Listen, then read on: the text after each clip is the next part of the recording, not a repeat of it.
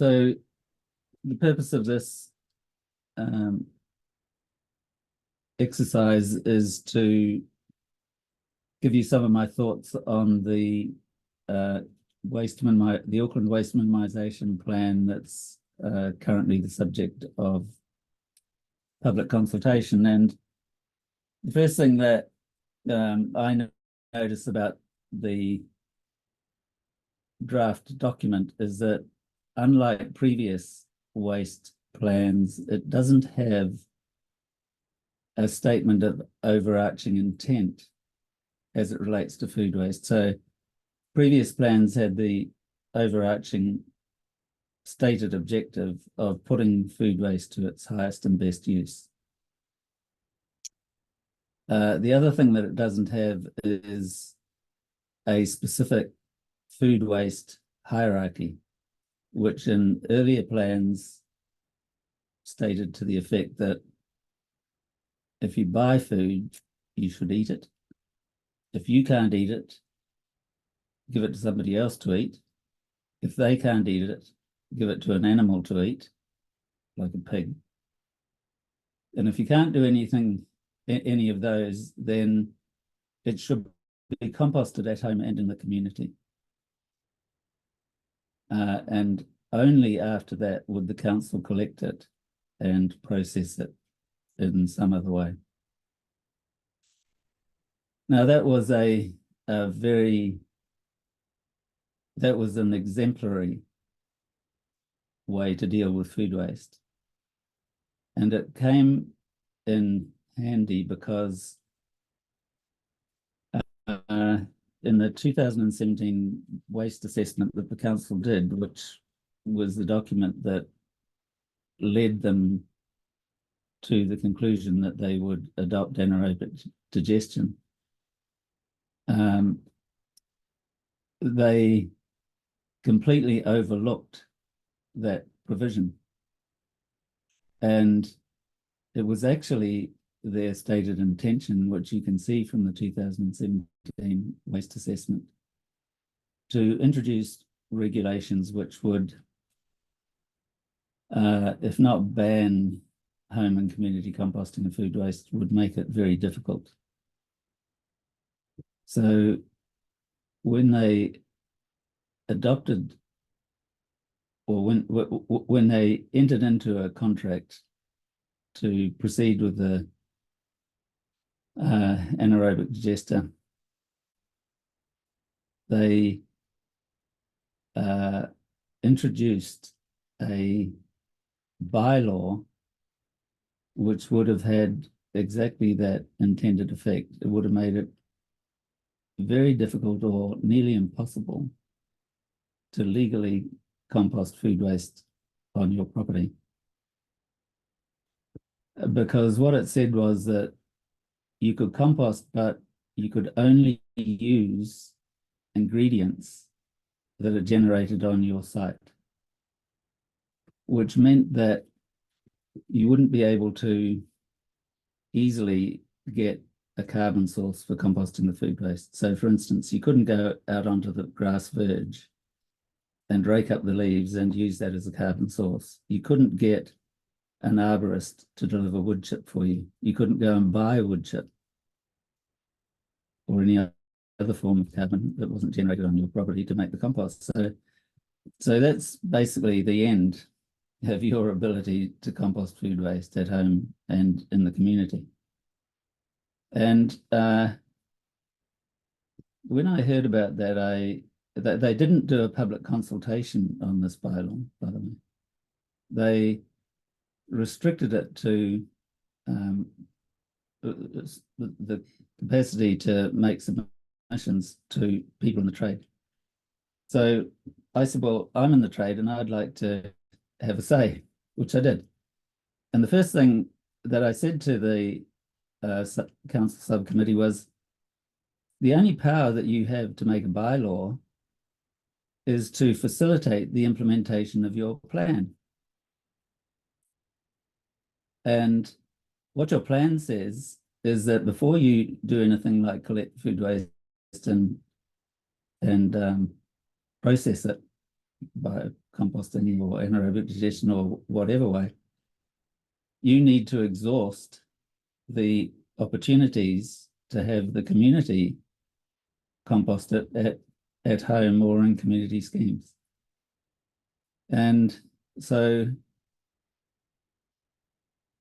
this bylaw, this proposed bylaw, is illegal because it doesn't aid the implementation of the plan, which says that first of all, you have to promote composting at home and in the community.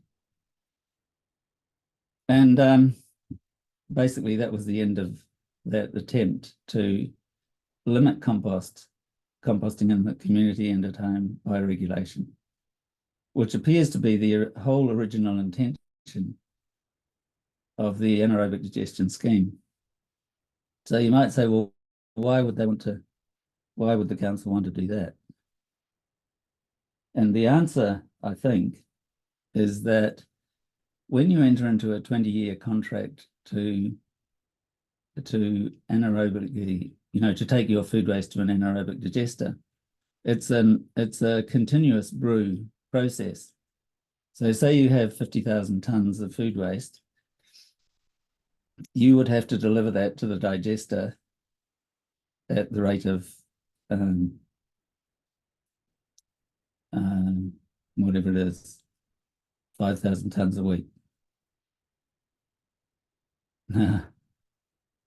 If you don't, then you're subject to a penalty. And so if you're a council, you have to be very wary of the obligations that you're undertaking in those contracts, because if you can't deliver, then it's going to cost you. And so to ensure that you are able to deliver, the tendency is that you have to suppress people's inclination to compost their own food waste at home or in community gardens or in the school or in urban farms.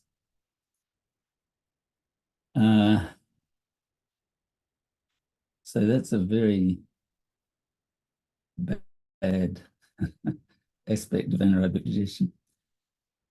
But there's and so the current plan that's under consultation takes away the ability of people, the community, to object to any attempt to suppress home and community composting by regulation.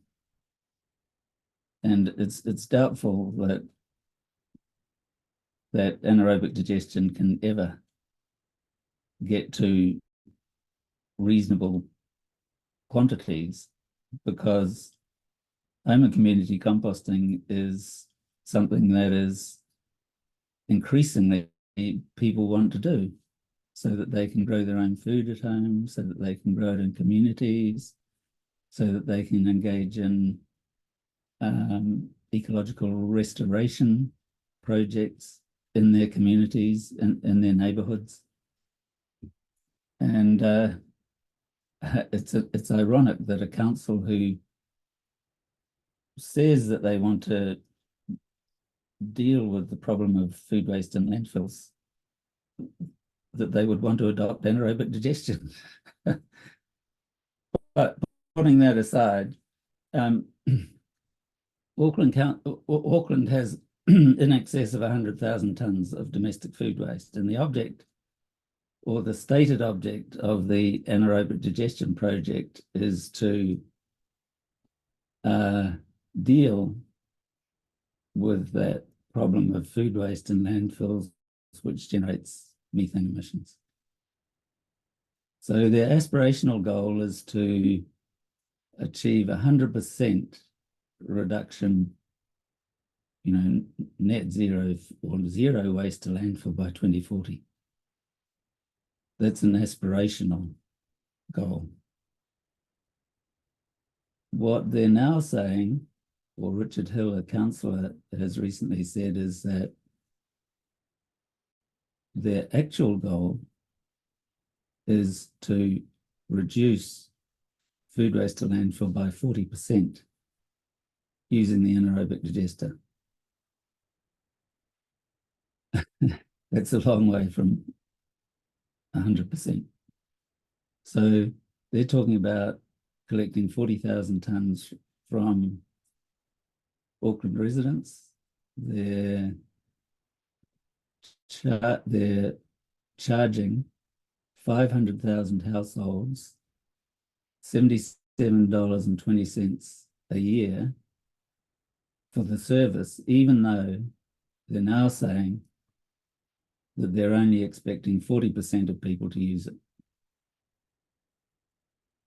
That means that 60% of people who are being charged that rate are getting nothing for it.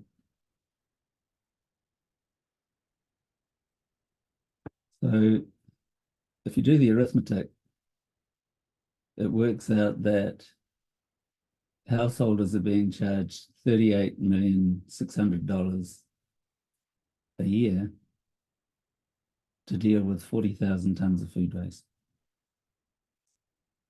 And if you do the arithmetic on that, it's basically $1,000 a tonne.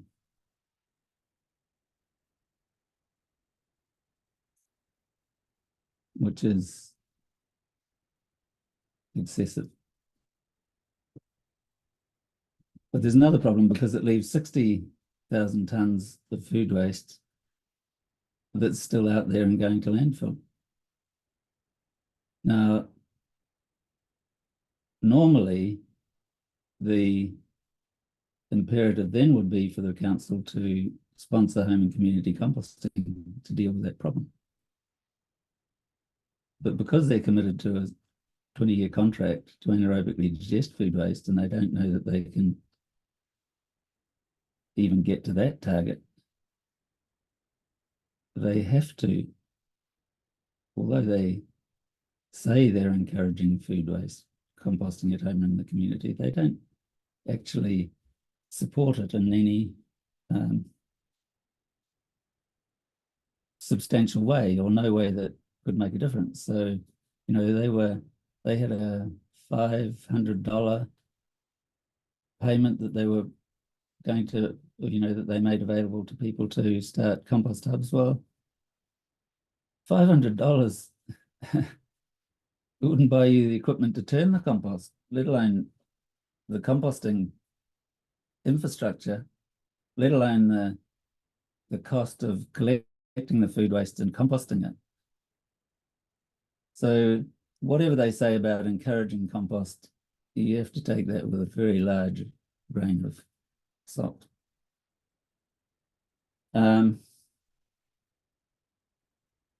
So what's a better alternative? Well, if you imagine that the council has nearly $39 million a year to spend, can we imagine a way that you say, okay, well, we're not going to take the food waste to the anaerobic digester, but we're going to make that money available to people who want to compost at home, to people who want to compost it in their community, to schools that want to compost in support of earth science education and grow food in support of food in schools, who want to support a local urban farm, or to restore degraded landscapes in the city and around the waterways, or to create pockets of dense vegetation which will provide shade and relief from what is going to be an increasingly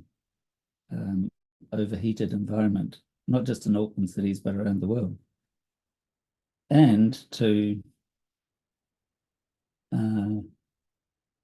give the soils in urban environments the capacity to infiltrate water and reduce the effects of the flooding that is now affecting Auckland City, but many other cities around the world, and to provide food security.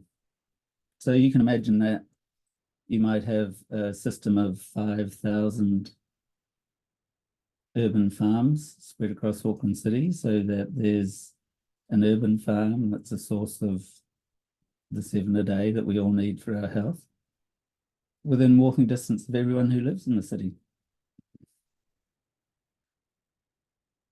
Which raises the question, well, is that a fairy tale, or is that possible? And if you think about it, like there are farms like that already in Auckland City, so it can be done. And a really good example of it is the farm that was started in 2019 at a site in Simon Street, it's OMG. It is growing food. It uses a community-supported agriculture system. It also grows seedlings and sells those, and microgreens, and it has some income from advertising. It's 500 square meters and it generates a revenue of $120,000 a year, which at a per hectare rate is $2.4 million a hectare. Now, to give you some perspective on how productive that is, the average dairy farm generates less than $10,000 a hectare. So it's productivity on a massive scale. And there's no reason why every community shouldn't have that resource within walking distance. The only thing that is preventing that from happening is anaerobic digestion and a lack of the skills necessary to grow at that high productivity level. Availability of land is not an issue. There's land in every school. There's land in public parks. You could have 10,000 hectares of land under that sort of cultivation in Auckland City. That's only 3% of the land area of the city. So it can be done. So what we have to do is to work out a way of developing the skills necessary in the population to produce food in that way and at that scale. Now, if it can be done at OMG, then it can be done anywhere. So if we said, well, let's take that $38,600,000 that we have and spend it on training urban farmers. So you would start with, say, 5 urban farms and train those farmers with the existing talent that we have to grow in that way. And every year, those farmers would train 2 other farmers. So in the first year, you'd have 5 farms. The next year, you'd have 10 farms. And in 10 years, you'd have over 5,000 farms. And if each of those farms composted 10 tons of food waste, you'd be processing 50,000 tons of food waste, turning it into food, turning it into food resilience for the population, turning it into soil carbon to absorb the water that threatens to flood us, to grow the vegetation that will have the capacity to transpire and cool the city and prevent that heat island effect that is rapidly threatening to make cities unlivable, and to restore ecosystems.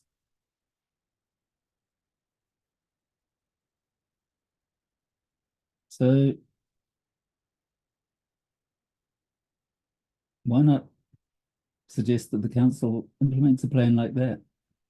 And if you, and when you do that, particularly if you can collaborate with the education department and get that going in schools, composting, growing food, teaching kids how to turn that food into not just palatable, but exquisite meals through a garden to table scheme, then that can be your food and schools system. And there's a $300 million saving right there. It also provides you the infrastructure to teach kids about earth sciences. And when every child goes through a school and learns about that, they learn how to vote in a way which will produce politicians who are ecosystem literate, which is, we're sorely in need of that. It also teaches them how to be resilient, to make compost and grow food at home. And that in turn will instantly or over time relieve the council's need to even worry about removing food waste from landfill. It just won't leave the household. But anyway, even if after implementing all of those measures, you still have food waste left in the going to landfill in the city, you just turn that food waste into highly microbially diverse compost and sell that compost or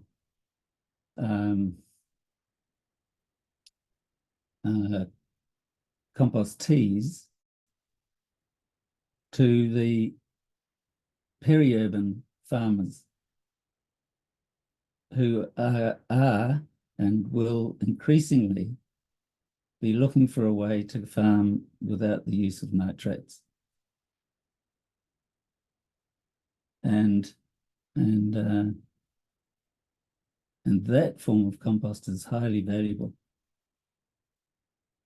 So it's my understanding that at Hampton Downs, the compost they produce there has a market value of $74 either a ton or a cubic meter, I'm not quite sure which, but you could get 5 or 10 times that for a really microbially rich compost. So that's a viable business.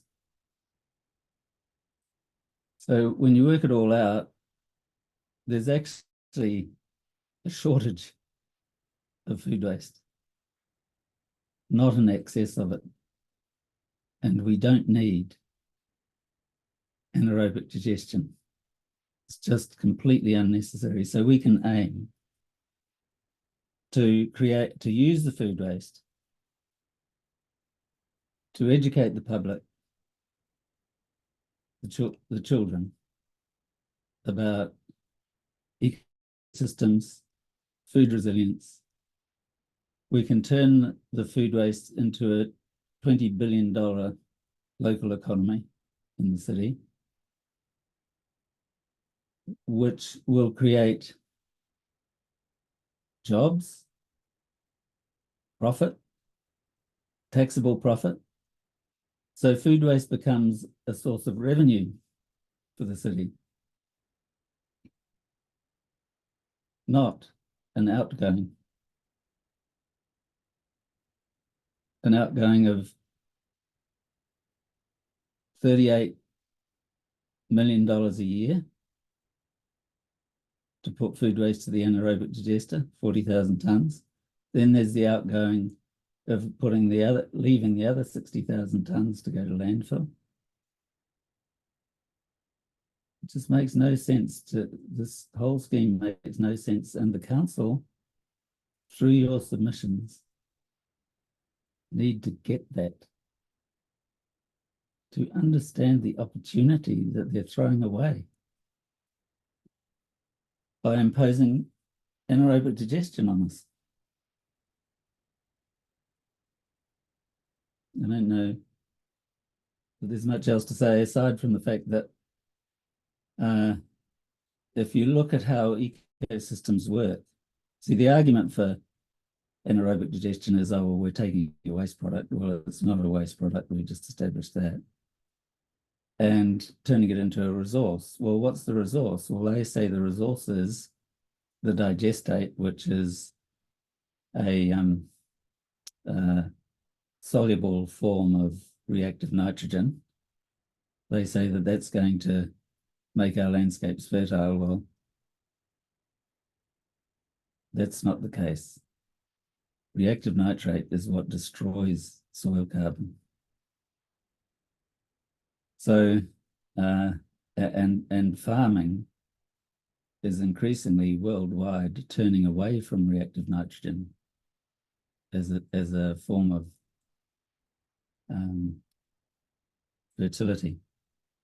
The only real form of fertility is soil carbon, because it's the soil carbon that is home and habitat for the diverse microbial communities that cycle mineral nutrients and carbon dioxide and water into the trees or the vegetation. And it's the trees and the vegetation which are the source of all primary productivity.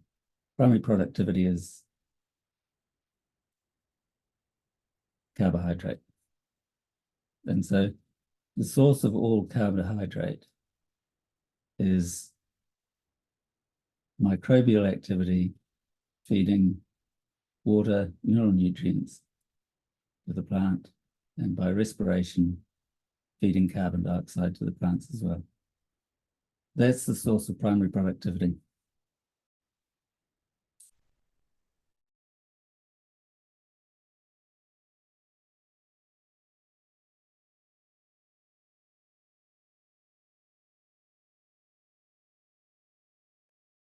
My sound hasn't been working, so I'll just pause the recording and see if Richard pops back in. Here he is.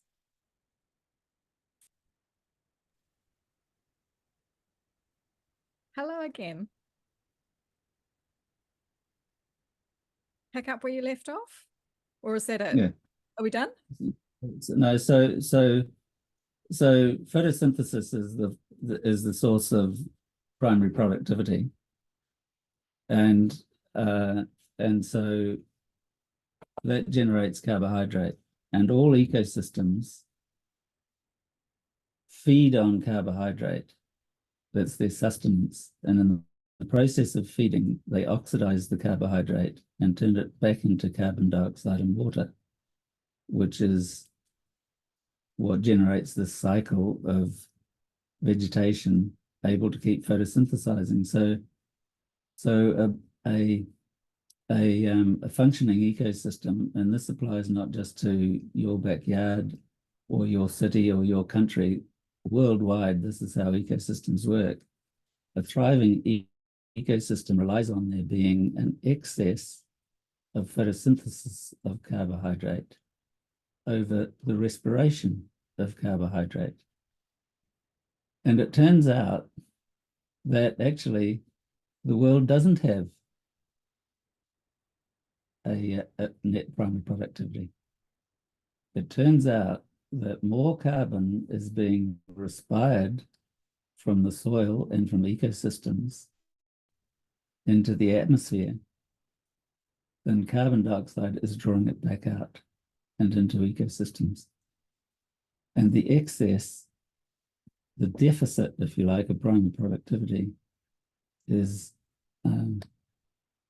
30 billion tonnes a year. Now, to put that into perspective, so that's carbon dioxide leaving ecosystems and accumulating in the atmosphere at the rate of 30 billion tonnes a year. to put that in perspective,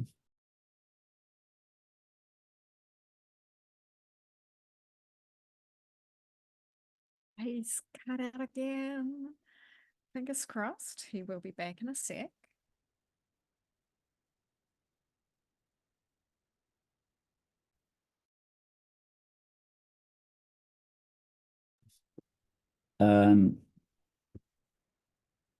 the net emission of carbon dioxide from the burning of fossil fuels for transport and energy and industry is 40 billion tons of carbon dioxide per year. So all IPCC models are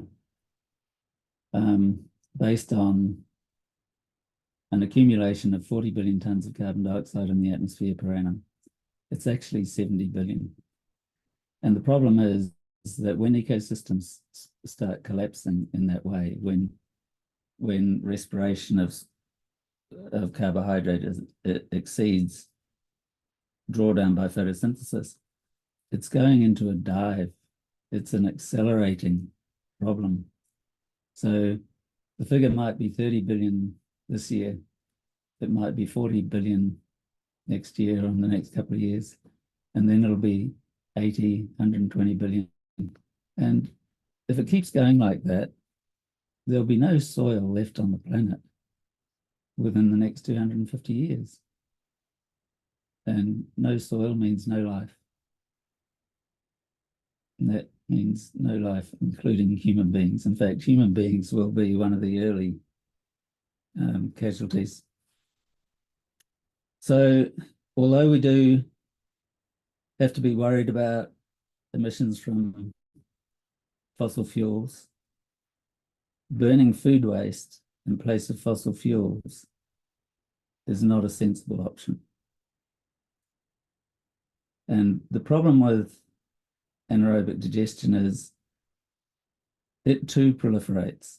We're not dealing with just one anaerobic digester to deal with 40,000 tonnes of food waste from Auckland. They're now talking about Wellington having one, Northland having one, Christchurch having one. The plan of the anaerobic digestion industry is that there'll be 21 of them. And they'll all, the effect of it, like just in Auckland alone, if you take 100,000 tonnes of food waste out of the ecosystem, that's 100,000 tonnes that's not generating soil carbon structure and ecosystem recovery.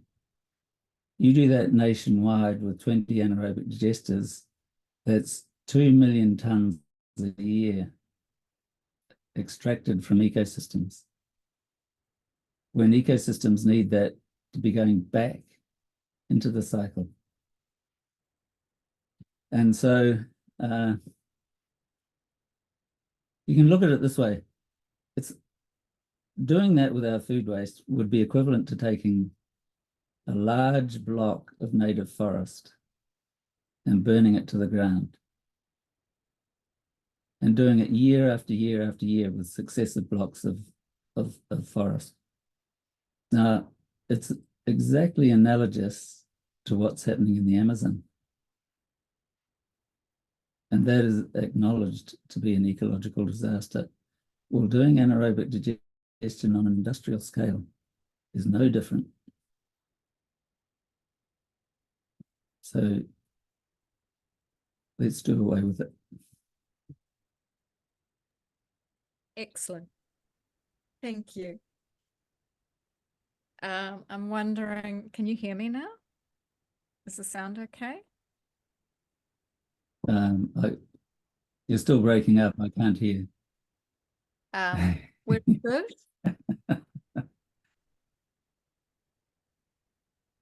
Let's end there.